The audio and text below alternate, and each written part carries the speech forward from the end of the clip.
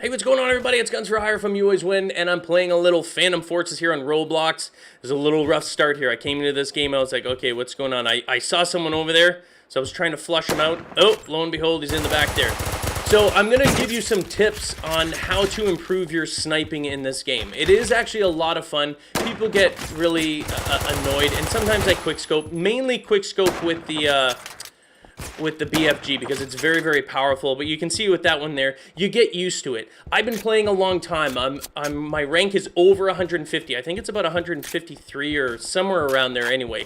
It goes up. And I have a 4.29, almost a 4.3 kill death ratio overall. So it's still high. I'm going to be able to help you. This is what I recommend. You want to get good at sniping, use the intervention, and once you've unlocked enough credits, buy the ballistics tracker for that weapon. And don't worry about the people in the comments, you know, in the game comments in the lobby, or even in this video comments. The ballistics tracker is going to do two things for you, especially when you're learning this game. Number one, it's going to make it easier to get kills. When you pulse it like that, and I've done the same sort of thing with the M60 LMG. When you pulse it like this, the reason why I'm pulsing it is the second you start pulling in your sights, not fully, but as soon as you just touch the sights and you start pulling it in, that ballistics tracker is activated and it lights players up. You're gonna see little yellow diamonds all over the place that you wouldn't normally be able to see. Sometimes they're hidden. You can't possibly look everywhere. So having the ballistics tracker is going to help you find those enemy players. That's one reason why you want it on in the beginning. So don't just have it on. You can't see it if you're not trying to scope in. The ballistics tracker, you're not going to be able to see it. It's not going to light them up. But once you do it, once you start pulling in, then you're going to be able to see that diamond light up. And it's not always, you know, just to get you headshots. It's so that you can see them easier. So pulse it, though. Don't fully pull in your scope. Just kind of like tap your aiming in. You know what I mean? If you're using a controller, use your aiming in, aim down sights, and sort of pulse it just like that. That's all I'm doing. Because the reason why you want to do that is rather than go right there where your sides are blocked. Once you're down that scope, you can't see anything on the side. You're really limited. But if you haven't spotted an enemy player yet, come on, get that. No, he slipped away. If you haven't spotted an enemy player yet, scoping in like that really limits yourself. So when you pulse it, it lights up anyone that you can, like right down there. It's going to light them up really, really easy. It's going to make it a lot easier to see them. Now, the next thing that you want to do, not as quickly as what I'm doing here. Obviously, I'm trying to go for high kills. So don't exactly try and take quick scopes like I'm doing here. What you're going to want to do is, like that. Once you're pulsing it, once you spot someone, then take that and then aim straight in there. Your first shot needs to be on that diamond, that right there. Well, I know I was a quick scope. I'm sorry I made that quick, but the point is that it's going to help you spot them when they're hidden. Even when they're hidden, it's going to help you spot them. You're going to know where to aim. The important thing of the ballistics tracker as a beginner, more than anything, is to understand bullet drop. It lets you know, and it'll get you used to, you know, depending on how far an enemy player is, where you need to aim above them. If you want to get rid of the ballistics tracker, personally for me, even at rank 150, I don't care about all the whiners, all the crybabies, all the ones saying it's noob, blah, blah, blah, blah, blah, blah. I'm in here to have fun. I'm in here to shoot the enemy players. And if there's a tool in here or a weapon in here that allows me to do it more efficiently and have fun while doing it, then that's what I'm going to use. And that's what the ballistics tracker really is for me. It just helps light people up. If it's there and other players are using it and you're not, because other people, you got sort of like convinced that you shouldn't because they're like, oh, it's a noob, and you took it off, you're suddenly at a disadvantage. Ignore those people. Don't worry. Let them not use it, and they can be all super cool, you know, cool Joe or whatever, like, I never use it. Congratulations. You'll be at the bottom of the list there with all 2 of your kills. I'm just saying, that's not true. Some of them are very, very skilled, but generally when you're starting out, like that, see how it lit them up? Even if I'm not looking over there, you may have been looking there, and it's easier to watch a video and spot them. But when you're in the middle of a game, it happens a lot. You get tunnel vision, right? You're looking in a certain area. You're not even looking. There could be a dude right beside you. You're not going to see him because you're focused so much on one area. So when you pulse it, and all of a sudden you see these little, you know, white triangles or whatever, or diamonds or whatever popping up, it's like a beacon. It's super easy to spot them.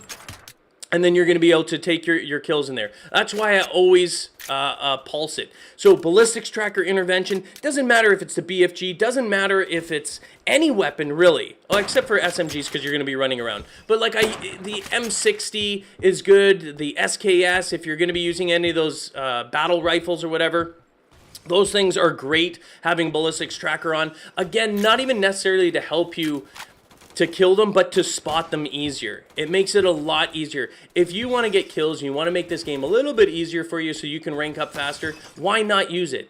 Again, don't get swayed by all these people like talking smack and telling you what you should use and what you shouldn't use. You can do that later when you're really good and you can get rid of it. But in the beginning, ballistics tracker on the intervention is good. The reason why, you know, what I did when I saved up actually my money and I got the BFG, I knew it was powerful. I knew it was a one-shot. And as much as people complain about it, there are disadvantages to it.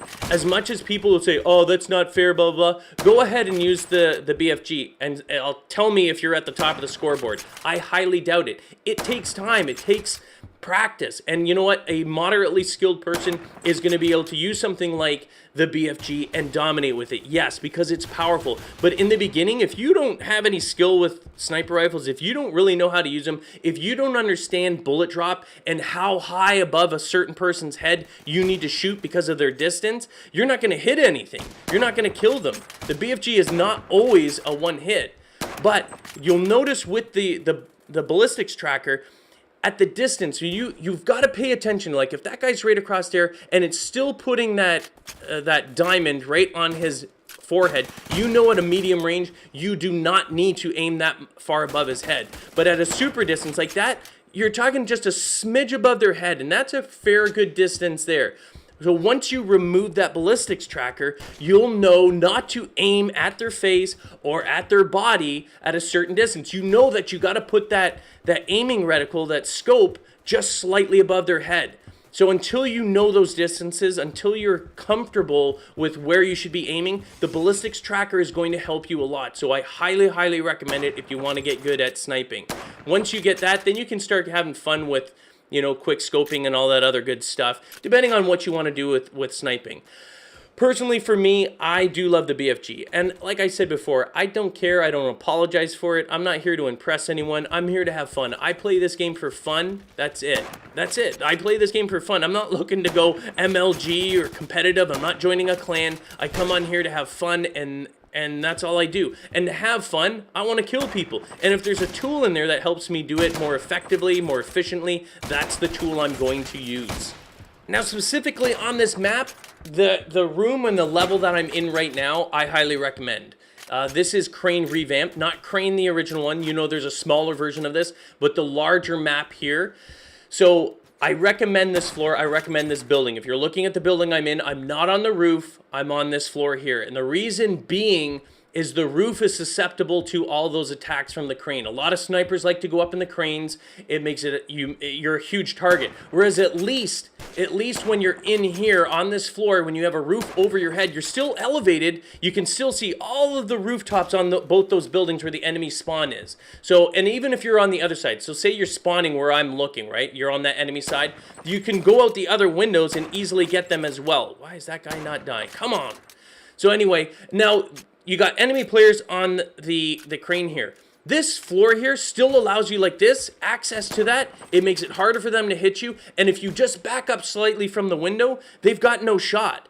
Whereas if you back up slightly from the edge on the rooftop of this building, you're still susceptible. They can still kill you. So this is a much safer level. If you're going to snipe on Crane Revamp, this is the floor and the building I highly recommend. And even if if you're playing King of the Hill and you want to defend the hill, which is on the other side there to the right, I'm running away from it right now, or on the left side there, right there. So right across the way there, that one right down there. So if you're going to be, if the hill is there and you want to defend it, don't always go to the top. You always see a million people at the top. Yeah, if they're prone, you're not going to be able to hit them. A lot of times they're not looking on this floor. They're always looking for that top floor. So if you position yourself on this floor, you still actually have a sight line. You can get all their headshots. You can still throw grenades.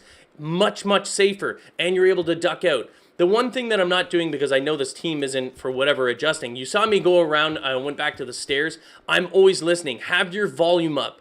Always listen for footsteps. If you hear footsteps, I know it's a lot to take in, but this is going to make you a great player. If you have your volume turned up, you pay attention. So I'm looking around. The odd time I'm glancing down into the bottom left in the map there. If I don't see any team players of my teammates around me, and all of a sudden I'm hearing, metal or one of the footsteps there clinking around, I'm going to turn around, because that means that if you're killing people and you've killed even a single person, there's a good chance that person's going to be trying to come around and sneak around to kill you. And they know where you are because they can see the kill cam. So just be aware of that. Listen, keep your eyes peeled. Even when you're doing like this, you should be able to, you can still see the map. Listen, if you hear footsteps, turn around. It's also a good practice, even irrelevant to whether or not there's teammates around from you. If someone comes from behind, they're going to just wipe you out. Always check around. Don't do what I'm doing here. I just know this team. Like, after a while, after checking, I'm like, they're not even coming up here.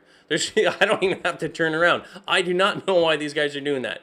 For the ballistics tracker, this is an important thing too. You notice with the glass, when I was on the side of the glass, he wasn't lighting up. It blocks ballistic tracking. You cannot see the actual diamond. So break the windows. Don't just break the windows because it's fun. You're like, hee, I'm breaking windows. Break it so that you can fully utilize that ballistics tracker, because if you don't break the window, it's not going to give you that diamond and you're wasting time. Oh, there we go. Yeah. Flawless game, by the way, people. It's not all intervention. Most of the kills were.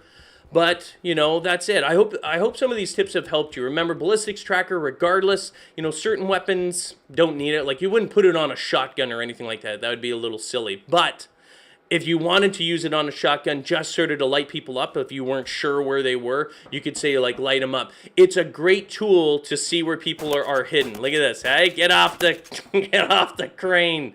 Yeah. My crane now. My crane now. What a fun game, though, this is. I hope those tips have helped you with your sniping. Remember, I'm not saying to use the ballistics tracker all the time. Personally, for me, I do, and I don't care. I'm high ranked. I have kills, but I have fun, and I never worry about what other people are whining about. They're only whining because you've destroyed them, because you've killed them, and they want to make excuses as to why they died. They don't want to say, hey, I died because I ran out there, or hey, I died because I wasn't checking corners, I wasn't checking this, I was just standing there like those guys there. You know what I mean? That's their fault. They're not yours. You shouldn't be penalized. Don't worry about them. They're just raging on you and making fun of you because you killed them, and they're sore losers. Hope you guys enjoyed today's video, and if you did, hit the like button. Don't forget to subscribe for more Roblox videos here on You Always Win.